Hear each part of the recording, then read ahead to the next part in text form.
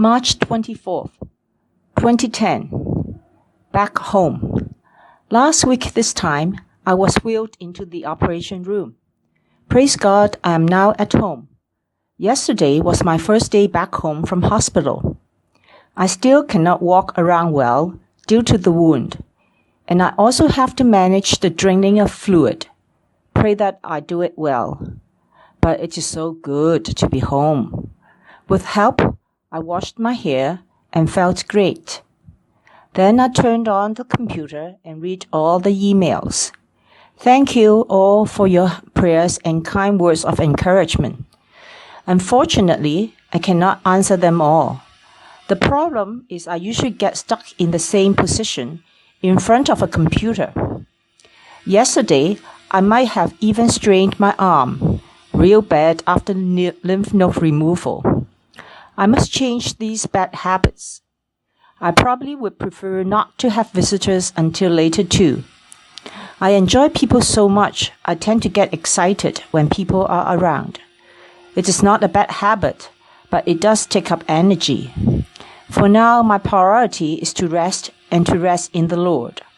I will try to treasure this as a special and required retreat to Him. After relaxing for a while, I began to walk around and checked on things. It is real hard to be at home and not fix this and that. In the evening, as I pondered on the next step of treatment, I started to feel anxious about the journey ahead. I became angry at Victor for misplacing receipts and messing things up, such as the kitchen stovetop and the razor in the bathroom sink. The truth is, I'm afraid of not being able to care for him, as he cannot take care of himself. The worst is, I have to become more dependent on him taking care of me. Although I got a bit emotional, the Lord blessed me with a good sleep and reminded me to rest in His arms.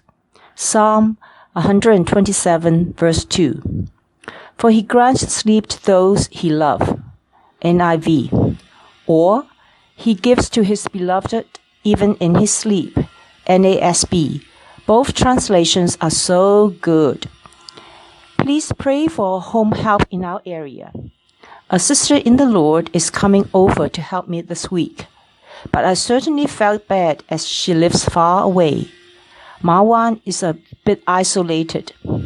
We want to find one soon to reduce work for Victor and to get the routine ready before my chemotherapy. I pray for a helper that can teach me to better manage cooking and to eat healthy as well. The Lord has blessed special blessing during my stay in the hospital, and I will share them with you later in the blog. Loving parents set a time limit on computer use for their kids. I must do that to myself too. March 25th. Am I good enough to face God? Yesterday, I was almost in tears because the sofa that we ordered did not arrive. I needed desperately to support my back, as none of our chairs serve that purpose, and the wounds do not allow me to lie flat on the bed. In the past, I would be embarrassed to share this with others, as I despise my own juvenile emotions. Now I do have a different perspective about human weaknesses. When I first learned about the cancer, I had asked the Lord whether I'm ready to face death, because I'm not sure if I'm good enough to meet Him. If you are my longtime friends, you may know that I frequently struggle with being good enough. After the surgery, I have to deal with primitive bodily functions, such as getting a sip of water, the passing of waste, or even breathing. It is no wonder Freud made such a big deal about oral, anal, and genital needs. The Lord has spared me from any major complications, so I only have mild difficulties with these basic needs. One night, while sitting on the toilet bowl, struggling, forgetting what the issue was, I choked. It hurts to cough. I prayed to the Lord to help me. When you are dependent on the Lord with these very basic primary needs, you are really humbled. There's no room for pride. At the end, when someday we pass through death, we would all eventually face this loss of bodily functions. We have to trust God to help us transition into life after. It dawned on me that our Lord Jesus willingly came to earth to become one of us. He chose to become man and was an infant with basic bodily needs, dependent on others' cares.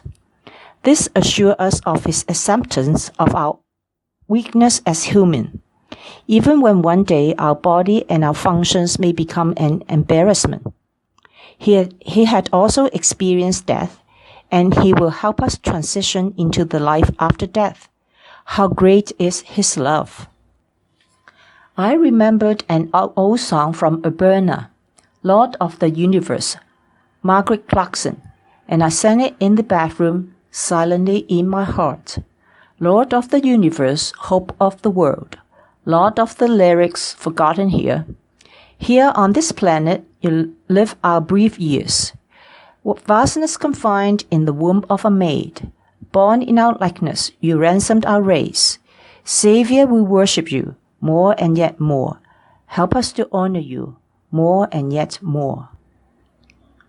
When God's love is very real, good enough is not a relevant question. It is almost silly to ask that. I pray to the Lord that he would help me hold on to his love. At the end, we cannot hold on to our intelligence, strength, accomplishments, good deeds. I do not exactly know how yet, and may he teach us to hold on to him and his love. March 26, 2010.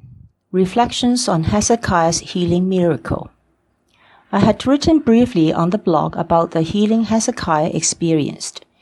During my hospital stay, I meditated some more on his healing and the miraculous sign he received.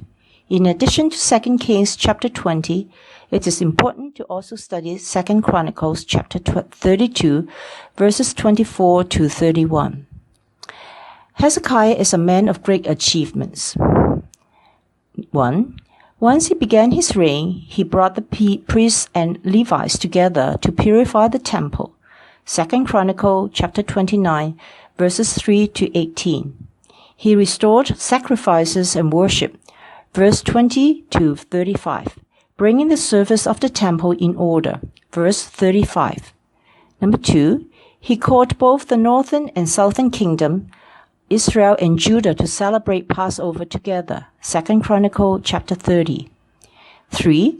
He facilitated the destruction of Asherah poles, high places, and altar.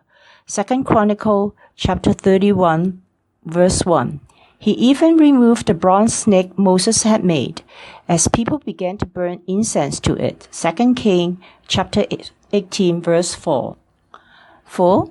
He reinstated ongoing worship and offering in the temple, and thus priests and Levites serving the temple received provisions. 2 Chronicles chapter 31, verse 2 to 19. 5. He dealt with Sennacherib, the king of Assyria, with great faith in the Lord and courage. 2 Chronicles chapter 32. Details of the incident are recorded in 2 Kings chapter 18 to 19. 6. He had great riches and honors as well as treasures. 2 Chronicles chapter 32, verse 27. 7. He built villages and even channeled water from the Gihon spring to the city. 2 Chronicles chapter 32, verse 29 to 30. Summary remarks of Hezekiah. 2 Chronicles chapter 3, verse 20 to 21. Summarized Hezekiah as, he did what was good and right and faithful before the Lord his God. In everything that he undertook in the service of God's temple and in obedience to the law and the commands, he sought his God and worked wholeheartedly, and so he prospered. 2 Kings chapter 18, verse 5 to 7 summarized him as, Hezekiah trusted in the Lord, the God of Israel. There was no one like him among all the kings of Judah, either before him or after him. My reflections. Here is an outstanding king, servant of God and leader of God's people who succeeded in everything he undertook.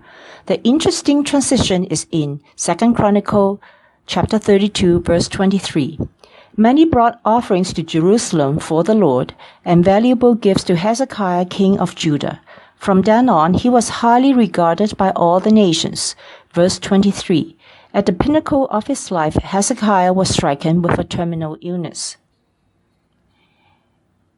In 2 Kings chapter 20, Hezekiah wept and prayed to the Lord, asking God to remember him. Verse 2 to 3. Note that he did not specifically ask for healing, but to be remembered. God heard his prayer, saw his tears, and 1. Healed him, 2. Gave him additional 15 years, and 3. Promised deliverance from Assyrians. Verse 4 to 6. These are great gifts. When Isaiah put a poultice of figs on his bowl, Hezekiah recovered. Verse 8. Yet he proceeded to ask for an additional sign for assurance that he would be able to go to the temple in 3 days. He was then given a sign, and he opted for a difficult one. Verse 9. Asking to see the shadow go back 10 steps. It seems that he became more demanding after the healing. 2 Chronicles chapter 32 verse 25 reported that Hezekiah had grown proud. He seemed to have taken God's gifts for granted instead of responding and receiving them with humility and thankfulness. Later, envoys were sent by the rulers of Babylon to ask him about this miraculous sign that had occurred in the land. 2 Chronicles chapter 32 verse 31. This would be a great opportunity for him to share with the Gentile king the wonderful miracle in his life. It would be the time to testify and honor God. Yet, what Hezekiah did was to simply show off his wealth and his achievements.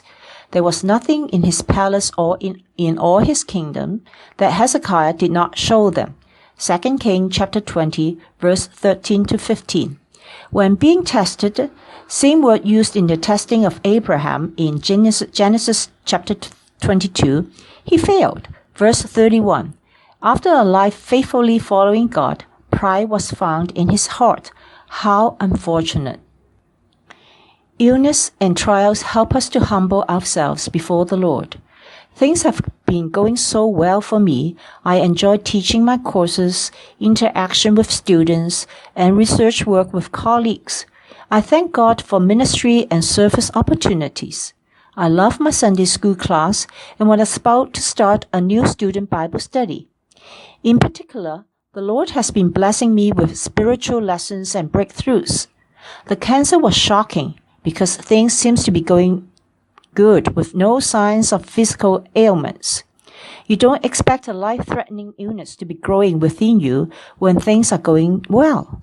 I have to immediately put everything on hold to re-examine my life and humble myself before Him. If the Lord would grant me a miraculous healing, I'm not sure within my heart I have the gratitude and responsiveness to receive such great gifts. I ask the Lord to teach me to honor and acknowledge Him in every way. I pray that I would really testify His goodness in the years to come and not dwell on any achievements as if they are my own doing. Dear God, when you test me and search my heart, may the blood of Christ cover my sin and my pride. March 27, 2010. The sofa. The sofa did arrive on Thursday. It was comfortable, and I was very happy and thankful. Perhaps because I had a good seat to relax and rest during the day, it turned out that I didn't sleep so well on Thursday night and was rather restless. So I compared day 1 and day 2. A. Wednesday, day 1, no sofa, miserable, but a good night of sleep and rest. B. Thursday, day 2, sofa, happy, but sleepless and restless night. Physical discomfort. The 2 days turned out to be about the same. Emotional well-being. Wednesday daytime was difficult, disappointment, frustration, interior. While Thursday nighttime was difficult, anxious, edgy, and 胡思乱想. Spiritual well-being. On Wednesday, I called on the Lord to help me cope when the sofa did not come. The Lord blessed me instead with a restful night of sleep, and I was thankful. On Thursday, I thanked the Lord for the sofa and enjoyed it during the day, then called on the Lord to help me when sleepless and edgy at night. Sofa and no sofa. The 2 days turn out to be about the same quality of life. Which one will you choose, A or B? I would certainly choose B with sofa. I paid for it and should be entitled to have it on the expected delivery date. Plus, it is my plan and intention to have it arrive on that set day after discharge from hospital. Certainly, I want things to go according to my way and my will. When it does not, can I trust that the Lord's grace is sufficient? Am I confident that His blessings can be just as good in Plan A or Plan B? You may want an additional choice C, sofa plus happy plus a good night of sleep. Well, yes, but then we may not call on the Lord and seek Him. The sofa is just an example. Even today, I struggled about something much more important than the sofa. There are so many things I want to be in control and have it worked out my way. Lord, help me trustfully surrender to your sovereign will and experience your grace in all the circumstances to come. Your way is higher than ours. Isaiah chapter 55, verse 8 to 9. For my thoughts are not your thoughts, neither are your ways my ways, declares the Lord. As the heavens are higher than the earth, so are my ways higher than your ways, and my thoughts than your thoughts. NIV. March 30, 2010. The scar.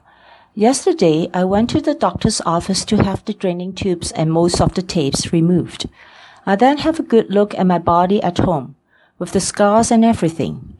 Prior to the surgery, I read about mastectomy and reconstruction surgery.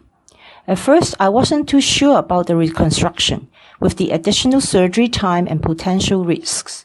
Now I'm glad because my body does not feel very different unless I intentionally look at the scars. On the first day home, I watched TV and really noticed the beautiful figure of the woman. Usually, I would not even pay any attention or would simply think they need to cover their bodies with more clothes. I hope this attraction to woman's beautiful body figure is only temporary, but I did feel a sense of loss. Regarding mastectomy, it is said that women have to mourn over the loss of the attribute of 1, femininity, 2, maternity, and 3, sexuality. As I reflect on this, I think I have a problem in all 3 areas. First, I never feel very feminine growing up. I would rather be a boy. Second, I do not have kids and never have the privilege nursing a baby. Third, sexuality is a taboo topic, and most people have some unresolved issues. The mastectomy raises these issues, but what I'm dealing with is the mourning of incomplete womanhood rather than a physical body part. I searched the Bible and studied the word breast, focusing on the Old Testament word shad or shod. The breasts are indeed associated with femininity, mostly with the female body, with some rather interesting description in the Song of Songs, chapter 4, verse 5, chapter 7, verse 3, 7, 8, chapter 8, verse 8, 10. In Isaiah, maternal nurturance, chapter 60, verse 16, chapter 66, verse 11, is used metaphorically. When sexuality is associated, it seems mostly negative, with the breast described graphically and violently in relation to adultery and whoredom. Ezekiel chapter 23, verse 3, 21:34.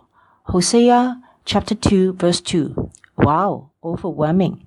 The most positive verse is in Psalm chapter 22, verse 9 to 10. Yet you brought me out of the womb. You made me trust in you even at my mother's breast. From birth I was cast upon you. From my mother's womb you have been my God. NIV. Psychologist Erik Erikson's psychosocial theory suggests that we develop a sense of basic trust during the nursing stage in infancy. The goodness from our mother's nurturance allows us to develop a basic sense of trust. You can tell I do not really know what I'm talking about because I have not really resolved issues related to womanhood. The surgery and the scar only give me a chance to ponder on this a little bit more. May the Lord grant me some new understanding that perhaps even at this old age, I can embrace womanhood from a godly perspective. For now, let me reclaim the whole body as an offering again. Romans 12:1. Therefore, I urge you, brothers, in view of God's mercy, to offer your bodies as living sacrifices, holy and pleasing to God. This is your spiritual act of worship. NIV. In the meantime, the doctor said I need to work on straightening my back. I do not want to become a hunchback or hamegon. It would be worse than mastectomy. Please pray for that. We'll visit the doctor on Thursday and find out more about follow-up treatment.